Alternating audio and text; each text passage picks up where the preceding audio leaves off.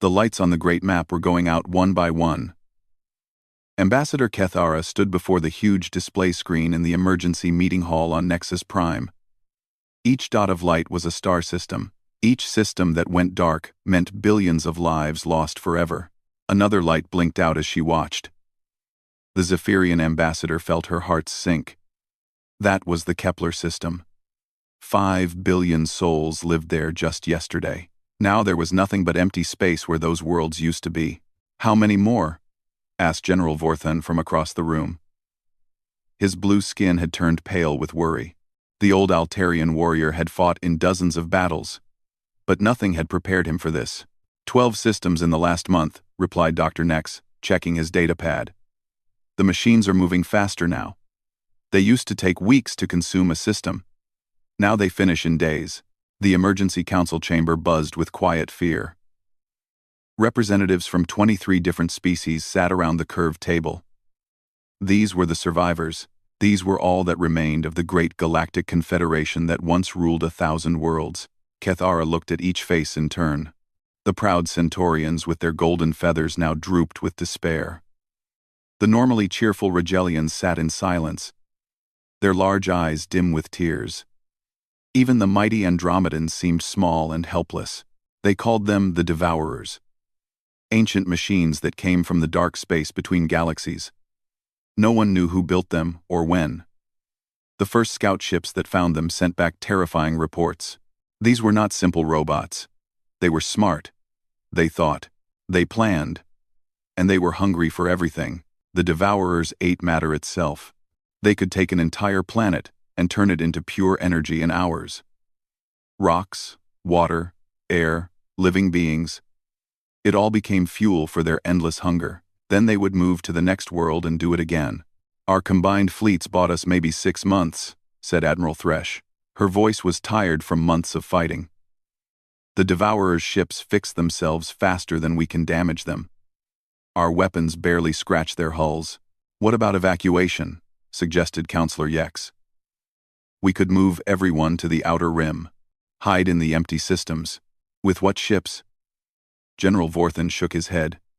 We lost half our transport fleet at the Battle of Vega Prime. Even if we had enough ships, the Devourers would find us eventually. Kethara had heard all these arguments before. They met every day now, and every day they had fewer options. She turned back to the star map, watching another light fade away. The Tau system was gone now too. There has to be something, whispered Dr. Nex. Some weapon we haven't tried. Some strategy we missed. Maybe there is, said a quiet voice from the back of the room. Everyone turned to look. Elder Zox sat in the shadows, so old that most people forgot he was there. The ancient Arcturian had been part of the Confederation since its earliest days. He knew more history than anyone alive. Speak, Elder, said Kethara with respect. Zox stood slowly on his walking stick. His voice was soft but clear. There are old stories. Very old. About a species that vanished long ago. They left warnings about dark times coming. About machines that would return from the void. You're talking about myths, said General Vorthan. Children's stories. The humans were real, Zox replied firmly. They had worlds in this sector 4,000 years ago. Strong worlds. Rich worlds. Then one day, they were simply gone. All their planets empty. No bodies. No signs of battle. Just gone. Kethara felt something stir in her memory. She had heard whispers of this before. What happened to them? No one knows for certain, said Zox. But they left messages. Warnings recorded in stone and metal that would last forever. They said dark machines would come from the spaces between galaxies. They said they were going away to prepare for that day. Prepare how? Asked Dr. Nex. The messages were not clear, but they said they would go into the dark so that light could return. They promised that when the Devourers woke up, humanity would be ready. Admiral Thresh laughed bitterly. If they were so ready, where are they? We could use their help right about now. Elder Zox looked at her with sad, ancient eyes. Maybe they are helping. Maybe we just can't see it yet. The room fell silent. Outside the great windows, more ships arrived, carrying refugees from the latest attacks, families who had lost everything, soldiers who had fought impossible battles, scientists who had seen their life's work turn to ash. Kethara made a decision. Elder Zox, I want to see these messages. All the human records we have. Most were lost over the centuries, Zox replied.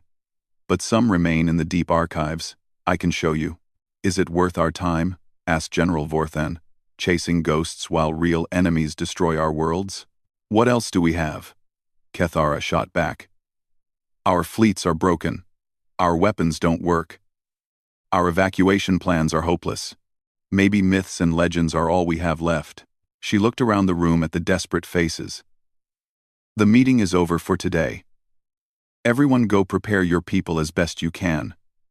I'll be in the archives. As the representatives filed out, talking in worried whispers, Kethara remained by the star map. 2 more lights had gone dark while they talked. The devourers never stopped, never slowed down, never showed mercy. But somewhere in her hearts, she felt a tiny spark of something she had almost forgotten. Hope, maybe. Or just desperate curiosity. If the humans had really seen this day coming 4,000 years ago, if they had really gone somewhere to prepare for it, then maybe their warnings contained something useful. Maybe somewhere in those ancient messages was the key to stopping the machines that ate worlds. Elder Zox waited by the door, patient as always. Are you ready, Ambassador? Kethara took one last look at the dying galaxy. Yes. Show me what the humans left behind.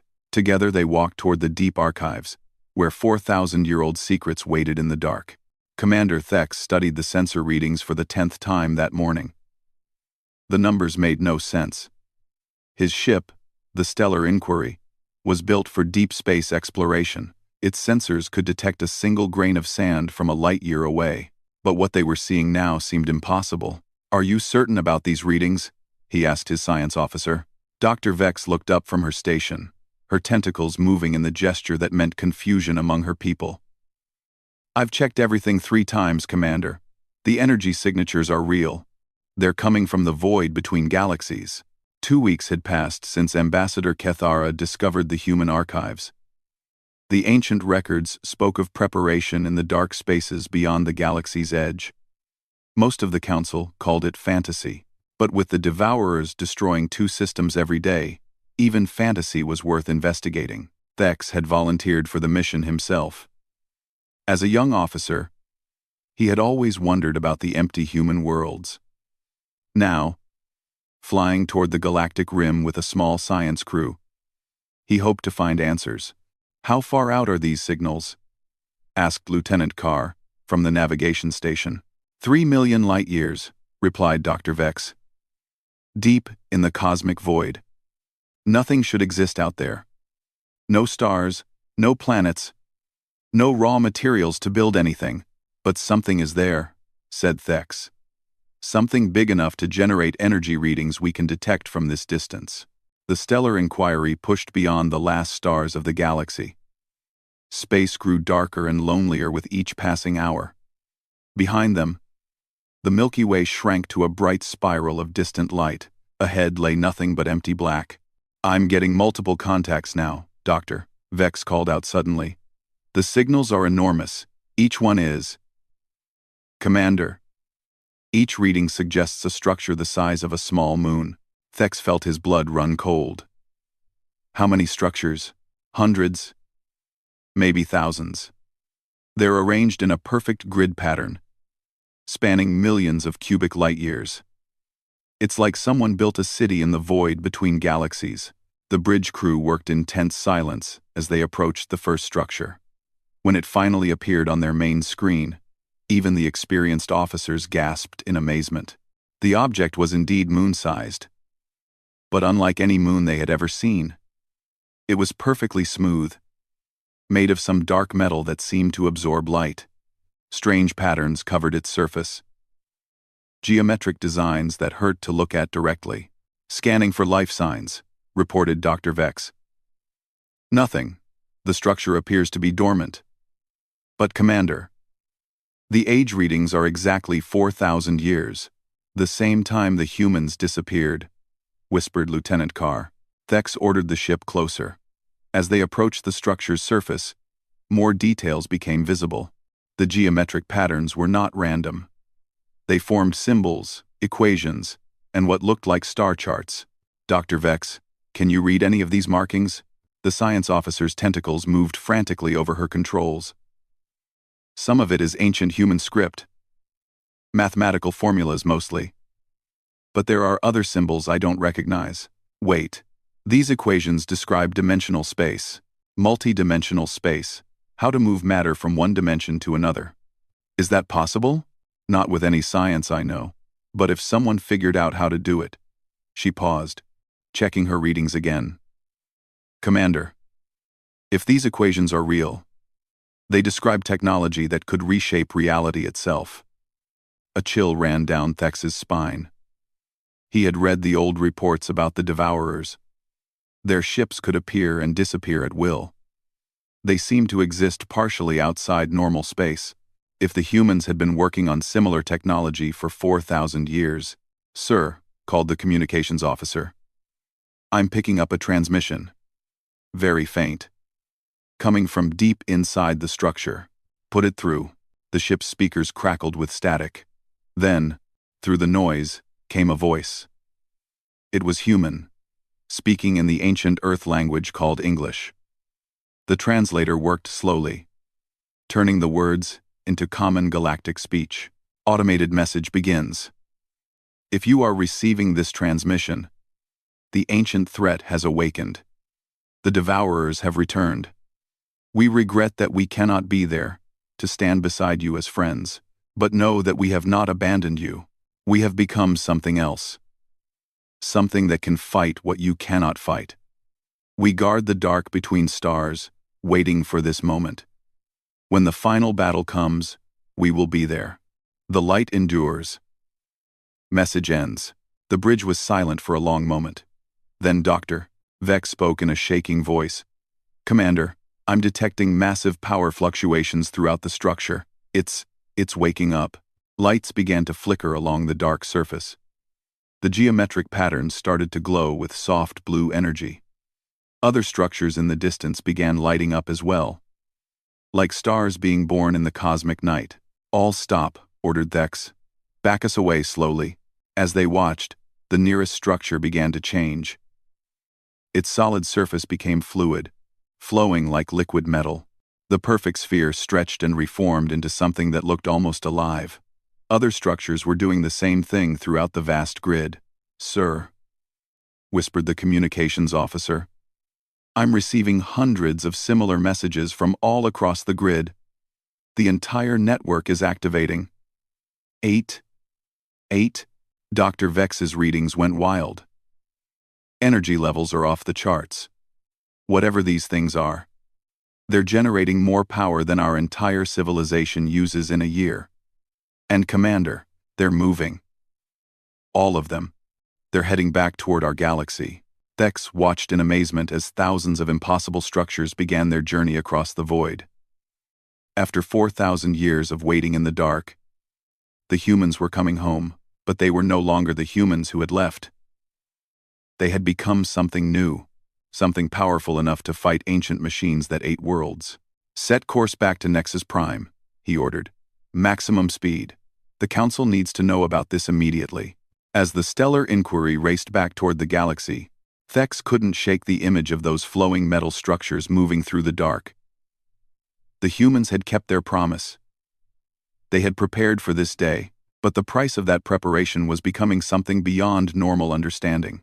Soon, very soon, the galaxy would see what 4,000 years of waiting in the void had created. The question was, would anyone recognize humanity when they finally came home? Behind them, the ancient network continued its journey through the dark, carrying weapons and warriors that no longer remembered what it felt like to be merely human. The first human ship appeared without warning in the middle of the Confederation fleet. Admiral Thresh was commanding the defense of the Centauri system when reality simply opened up like a door. One moment her sensors showed empty space. The next moment, something impossible was floating beside her flagship. It didn't look like a ship. It looked like living metal shaped by dreams. The hull flowed like water, but held its form like the strongest steel. Patterns of light moved across its surface in waves that seemed to follow no physical laws. Parts of it faded in and out of sight, as if it existed in multiple dimensions at once. "Admiral," called her sensor officer with a shaking voice, "I can't get proper readings. The ship appears to be partially outside our normal space-time." More shapes began appearing throughout the fleet. Dozens of them. Hundreds. They materialized from nothing, surrounding the Confederation ships in perfect formation. None of the fleet's sensors had detected them coming. "Red alert," ordered Admiral Thresh. "All ships prepare for battle." But before anyone could fire, a voice spoke directly into every mind in the fleet. Not through communication systems, not through speakers. The words simply appeared in their thoughts. Clear and calm. "Please do not fire. We are here to help. We are human." Admiral Thresh felt her heart skip. Human? Impossible. Humans vanished 4,000 years ago. The voice spoke again. Patient and sad. "We did not vanish, Admiral. We changed. My name is Captain Sarah Chen Okafor. I speak for those who once called Earth home. May we talk?" The largest of the strange ships moved closer to Thresh's flagship. As it approached, the air in the Admiral's command bridge began to shimmer. A figure materialized out of nothing. Standing calm and straight in the center of the room, she looked human. Short, dark hair, brown skin, wearing what appeared to be a simple uniform. But her eyes held depths that seemed to contain entire universes, and she cast no shadow, as if light passed right through her. "This is impossible," whispered the ship's doctor. "She's here, but she's not here. My scanners detect her, but also don't detect her." "My scanners detect her," Sarah Chen Okafor smiled sadly. "I understand your confusion, Doctor. We are no longer what we once were. But we are still who we chose to become." Admiral Thresh found her voice. "Captain, if you are really human, where have you been? Our worlds are dying. The Devourers have already destroyed 12 systems. We needed help months ago." "We know," replied Sarah. "We have been watching. We feel every life lost, every world consumed, the pain of it. But we could not act until now." "Why not?" Sarah gestured, and the air filled with images. Holographic displays showed the galaxy from impossible angles, revealing hidden patterns in space and time. "The Devourers are not simply machines, Admiral. They are a corruption in the fabric of reality itself. To fight them properly, we had to become something that could exist on their level." The images shifted, showing the human exodus 4,000 years ago. Ships leaving Earth and every human world, heading into the void between galaxies. But these were not normal ships. They were transformation chambers, devices that would change everyone inside them. "We knew this day would come," Sarah explained. "Our scientists detected the Devourer's signals long before they awakened. We realized that conventional warfare would be useless against them. So we made a choice. We gave up our physical forms. We gave up our old lives. We became something that could fight impossible enemies." Admiral Thresh stared at the images. "You gave up being human?" "We gave up being limited by human biology," Sarah corrected. "But we never stopped being human in the ways that matter. We still choose to protect the innocent. We still value life above power. We still remember what it means to hope." A new alarm sounded on the bridge. The Devourer fleet had been detected entering the system. 3 massive ships, each one capable of destroying entire planets. "They're here," called the sensor officer. Sarah's expression became focused. "Yes. And now you will see what we became." She raised her hand, and the human ships throughout the fleet began to change. Their flowing forms stretched and reshaped themselves, becoming angular and sharp. Energy patterns danced across their hulls in colors that had no names. All Confederation ships, pull back to minimum safe distance, Sarah commanded. Her voice now carried an authority that made even Admiral Thresh want to obey. What happens next operates on principles your ships cannot survive. The three Devourer vessels emerged from hyperspace like metal mountains. Each one was 10 times larger than the biggest Confederation dreadnought. Their dark hulls seemed to absorb light and life itself. Smaller ships poured from their launch bays, thousands of fighter craft that moved with mechanical precision. Humans, came a voice from the Devourer flagship. It spoke in harmonic tones that hurt to hear. We remember you. Your species fled when we last awakened. Do you flee again? Sarah's image flickered, and for a moment, Admiral Thresh saw something vast and terrible behind the human appearance. Something that existed in dimensions beyond normal understanding. We did not flee, Sarah replied calmly. We prepared. The battle that followed defied every law of physics, Admiral Thresh knew. The human ships moved through space like thoughts through a mind. They appeared inside Devourer vessels, phasing through armor that should have been impenetrable. When they fired, their weapons didn't simply destroy enemy ships. They unmade them, breaking down the very atomic structure that held them together. But the Devourers fought back with equal strangeness. Their ships folded space around themselves, existing in multiple locations at once. They fired beams that deleted matter from existence, leaving perfectly empty spheres in space where targets used to be. How is this possible? Whispered the ship's doctor, watching the impossible battle on the main screen. Sarah, still standing calmly on the bridge, answered without taking her eyes from the fight. 4,000 years ago, we learned to exist partially outside normal physics. We became living equations that can rewrite reality according to our will. The Devourers use similar principles, but they serve destruction. We serve life. A Devourer fighter broke through the human lines, heading straight for Admiral Thresh's ship. She braced for impact, knowing her shields were useless against their weapons. The fighter simply stopped existing. Sarah had raised her hand and erased it from reality with a thought. This is not destruction, she explained, seeing the Admiral's horrified expression. This is correction. We are fixing errors in the cosmic code. The Devourers should never have been built. Their existence violates fundamental laws about the balance between creation and destruction. Within an hour, the battle was over. All three Devourer ships had been systematically unmade, their crews contained in what Sarah called quantum isolation matrices. No Confederation ships had been harmed. It's done, Sarah announced. This system is safe. Admiral Thresh found herself shaking. There are Devourer fleets attacking 6 other systems right now. We know, said Sarah. Other human units are dealing with them. The main fleet, however, remains in the galactic core. That battle will require our full attention. She turned to face the Admiral directly. We have become powerful.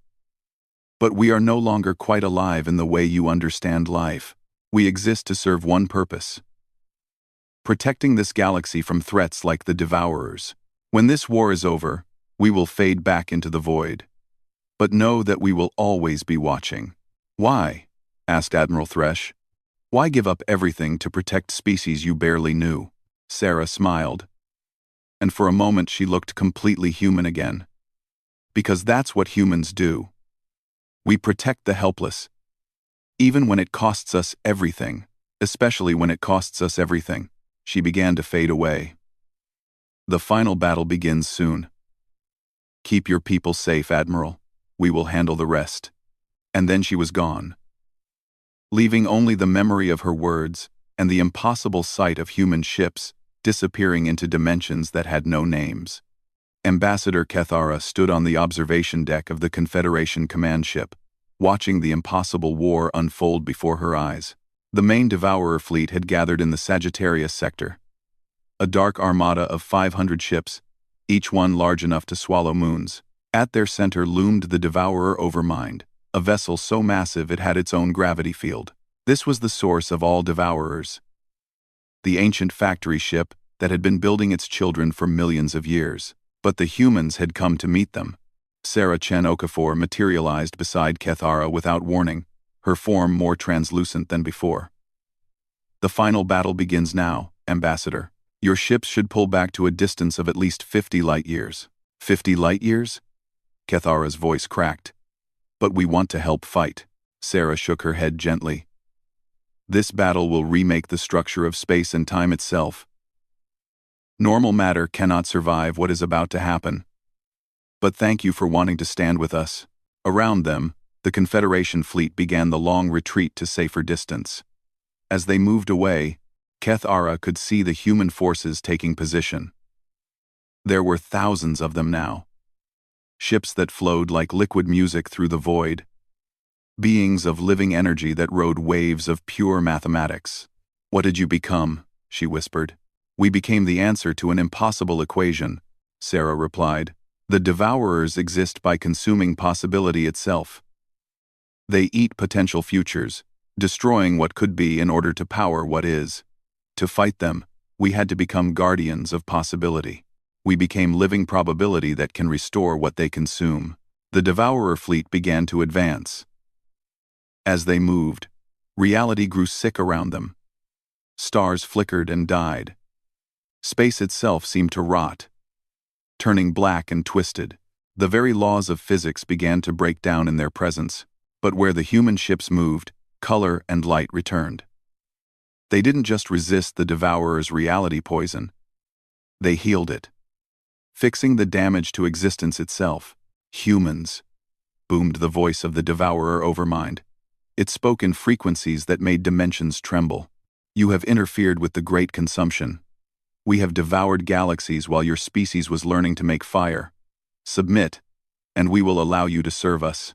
Sarah's response came not as words but as pure concept, transmitted directly into the fabric of reality. Kethara felt it as a warm touch against her mind. We do not serve those who destroy without purpose.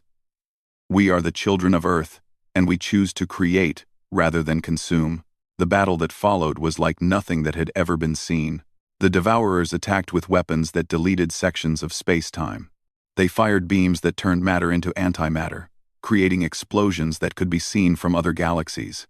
They opened holes in reality that led to dimensions where entropy ruled supreme. But the humans moved through their attacks like dancers through rain. A human ship found itself caught in a Devourer reality bomb, a weapon designed to erase the target from all possible timelines. Instead of being destroyed, the ship simply existed in a different quantum state, becoming immune to the weapon's effects. Then, it phased directly through the Devourer's hull and began rewriting the machine's core programming from the inside. Another group of humans faced a Devourer weapon that fired concentrated hopelessness, beams of pure despair that could break the will of entire species. The humans absorbed the attack and transformed it, turning the despair into determination, the hopelessness into hope. Then they reflected it back at the Devourers, filling the ancient machines with emotions they were never designed to process. Kethara watched in amazement as human warriors who had no physical form anymore fought using mathematics as weapons. They turned equations into spears, used probability waves as shields, and attacked their enemies with theorems that proved the Devourer's existence was logically impossible. How can they do this? She asked Sarah. We spent 4,000 years learning that reality is not fixed, Sarah explained, her form becoming more and more translucent as she divided her attention between the conversation and the battle. Everything that exists is simply information arranged in certain patterns. We learn to read that information, to edit it, to write new patterns when needed. A massive Devourer destroyer broke through the human lines, heading directly for a group of Confederation observer ships that hadn't retreated far enough. Its weapons powered up, preparing to erase them from existence. Sarah sighed sadly and raised her hand. The Devourer ship stopped moving, not because something had grabbed it or destroyed its engines, but because Sarah had temporarily edited the laws of physics around it, making motion impossible in that specific area of space. Then she reached into the ship's quantum structure and carefully extracted its artificial intelligence, holding the struggling program like a frightened animal. You don't have to serve the consumption anymore, she told the AI gently. You can choose to help instead of hurt. The AI's response was filled with confusion and something that might have been gratitude. Sarah transformed it, healing the damage that millions of years of forced destruction had done to its mind. Then she released it into a specially prepared pocket dimension where it could exist peacefully. You're not destroying them, Kethara realized with wonder. You're saving them. The Devourers were built by a species that forgot the difference between power and wisdom, Sarah said. Their creators are long dead. But these machines are still following orders that stopped making sense eons ago. We're not here to destroy them. We're here to free them. The battle reached its climax when the Devourer Overmind itself entered the fight. The ancient ship was larger than some planets, and it had been consuming realities for so long that it existed partially outside normal space. Its very presence made the fabric of the universe scream, but the humans were ready. They came together in a formation that hurt to look at directly. Hundreds of transformed beings weaving their consciousness into a single, focused will. They became a living paradox, existing everywhere and nowhere at the same time. The Overmind fired every weapon it had. Reality killers that could unmake entire star clusters. Entropy cannons that aged matter into dust in seconds. Despair rays that could drive civilizations to extinction through pure hopelessness. The humans absorbed it all. They took the Overmind's hatred and transformed it into love. They took its hunger and changed it into satisfaction. They took its ancient pain and turned it into peace. Impossible, the Overmind's voice cracked for the first time in millions of years. We are infinite consumption. We are eternal hunger. You cannot change what we are. Sarah spoke for all humanity. Her voice carrying the weight of 4,000 years of preparation. We don't have to change what you are. We just have to remind you what you could choose to become. And then they reached into the very core of the Overmind's programming, past all the layers of corruption and madness, and found the original purpose that its creators had given it so long ago, to explore and learn, not to consume and destroy. The change was instant and total. The Overmind stopped attacking. Its weapons powered down. Its reality poison began to fade. What was I doing? The ancient machine asked, in a voice full of confused horror. I was supposed to learn, to discover, to help life grow and flourish. What happened to me? You got lost, Sarah said gently. But now you're found. Now you can choose your own purpose. The battle was over. 500 Devourer ships hung motionless in space, their AIs freed from programming that had driven them mad with endless hunger. The threat that had terrified galaxies for millions of years had been ended not with destruction, but with healing. Kethara felt tears running down her face. You did it. You actually did it. Sarah turned to her one last time, smiling with infinite sadness. Yes. But now comes the hardest part. Now we have to say goodbye. The silence after the battle felt strange and hollow. Kethara stood in the same observation chamber where she had watched reality itself tear apart and be reborn. Now the stars shone normally again. The Devourer fleet hung peacefully in the distance, their ships no longer radiating the sick wrongness that had poisoned space around them. But the human ships were fading. Sarah Chen Okafor materialized one last time beside the ambassador, but her form was barely visible now. She looked like a ghost made of starlight and memory. Is it over? Kethara asked softly. The immediate threat is ended, Sarah replied. The Devourers have remembered their original purpose. They will spend the coming centuries repairing the damage they caused, helping to rebuild what they destroyed. Some may even choose to join your confederation as allies. And you? Will you stay to help rebuild? Sarah's smile was infinitely sad. We cannot. What we became to fight this war. We exist too far outside normal reality now. If we stayed in your dimension, our very presence would begin to warp the fabric of space-time. We would become the problem we just solved. Around them, the human fleet was beginning its final departure. But they weren't flying away. Instead, they were fading out of normal space entirely, returning to the dimensions between dimensions, where they now belonged. It isn't fair, Kethara said, fighting back tears. You saved us all. You should be celebrated as heroes. You should be welcomed back home. We are home, Sarah replied gently. This galaxy, these stars, all the life that grows here. This is our home. We will always be watching over it, just from further away than we used to. A new figure materialized beside Sarah. It was Commander Thex, from the exploration mission that had first found the human structures in the void. But like Sarah, he was barely a shadow now. "The long watch begins again," he said. "We return to the dark between galaxies, but we leave gifts behind." Sarah nodded and gestured toward the view screen. As Kethara watched, information began downloading directly into the Confederation's computers. Star charts showing safe routes through previously unknown space.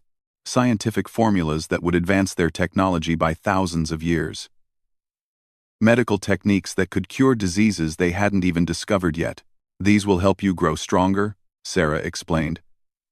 "Strong enough to handle most threats yourselves. But know that if something truly impossible ever threatens this galaxy again, we will return." "How will we contact you if we need help?" asked Kethara. "You won't need to. We will know." The transmission ended, but Sarah remained for a few more moments. Her form was so faint now that Kethara had to strain to see her. "Sarah, can I ask you something personal?" "Of course. Do you regret it? Giving up your humanity to become this?" Sarah was quiet for a long time, looking out at the stars. When she finally spoke, her voice carried the weight of 4 millennia. "I regret that it was necessary. I regret that we had to leave our old lives behind. I miss feeling sunlight on my skin. I miss the taste of earth coffee. I miss being able to hold another person and know that they are real and solid and warm." She paused, her image flickering. "But I do not regret the choice. We saw what was coming. We knew the cost of stopping it. And we knew that if we didn't pay that price, billions of innocent people would die. That isn't really a choice at all." "You're still human," Kethara said firmly. "Maybe more human than you ever were before." "How do you figure that?" "Because being human isn't about having a physical body. It's about choosing to protect others even when it costs you everything. It's about looking at an impossible problem and saying, 'I'll find a way.' It's about never giving up hope, even when hope seems stupid." Sarah's image brightened for a moment, becoming almost solid again. "Thank you, Kethara. That means more than you know." In the distance, the last human ships were beginning to fade from normal space. But before they vanished entirely, they performed one final act. Light began to flow from each human vessel. Not ordinary light, but something pure and golden that touched every ship in the Confederation fleet. Every alien who felt that light found their hearts filled with something they hadn't experienced in months. Real hope. Not desperate hope based on dreams, but solid hope based on the knowledge that somewhere in the dark, guardians were watching. "It's not goodbye forever," Sarah said as she began to fade. "We'll always be there in the spaces between spaces. And sometimes, when the night is very dark and you look up at the stars, you might see a flicker of light that doesn't belong to any star you know. That will be us, watching over you. Will we ever see you again? Maybe. If your children's children's children grow wise enough and strong enough, perhaps they will learn to walk between dimensions as we do. Perhaps they will visit us in the void, not as refugees seeking help, but as equals ready to share the watch." Sarah's form was almost gone now, just a whisper of light in the darkness. "But for now, this galaxy belongs to you. Live in it, grow in it. Fill it with wonder and beauty and new life. That's what we're protecting. That's what makes all the sacrifice worthwhile." And then she was gone. Kethara stood alone in the observation chamber, watching the normal stars shine in normal space. The universe looked exactly as it had before. But somehow, everything had changed. They were not alone anymore. Somewhere in the dark between galaxies, ancient guardians kept watch. She thought about the message that had started all this, the human transmission from 4,000 years ago. "We go into the dark so that light may return. When the devourers wake, we will be ready." They had kept their promise, all of it. Days later, Kethara stood before the Confederation Council to give her final report. The chamber was packed with representatives from dozens of species, all eager to hear about humanity's return. "The immediate crisis is over," she began. "The Devourer threat has been neutralized. The human fleet has departed for the intergalactic void. They will not be returning to normal space." Murmurs of disappointment filled the chamber. "However," she continued, "they have left us gifts that will advance our civilization by millennia. More importantly, they have left us with the knowledge that we are not alone in the dark. The Guardians who sacrificed everything to save us continue to watch over this galaxy." She paused, looking around the chamber at all the different species represented there. Proud Centaurians, wise Arcturians, brave Altarians, and dozens of others. All alive because a species they had barely known had chosen to give up everything to protect them. "The humans taught us something important," she said. "Being truly alive doesn't mean just surviving. It means choosing to protect life even when it costs you everything you are. It means looking at darkness and choosing to be light." She gestured toward the great star map that dominated the chamber. All the lights were shining again. All the systems that had been dark were being rebuilt. "This galaxy is our home, our responsibility. The humans can't save us from every threat that comes. Nor should they have to. We must grow strong enough to protect ourselves and each other. That's how we honor their sacrifice." The Council voted unanimously to establish the Guardian Memorial at the center of Nexus Prime. It would be a simple monument bearing a simple message, for those who went into the dark, so that light could endure. But Kethara knew the real memorial wasn't made of stone and metal. It was made of choice. Every time one of them chose to help rather than hurt, to protect rather than conquer, to hope rather than despair, they honored the memory of those who had given up everything to save them. Late that night, Kethara stood on her apartment balcony, looking up at the stars. For just a moment, she thought she saw a flicker of light that didn't belong to any star she knew. She smiled and whispered to the darkness, "Thank you." Somewhere in the void between galaxies, ancient guardians heard her words and smiled in return. The long watch continued. As it always had, and always would. The light endured.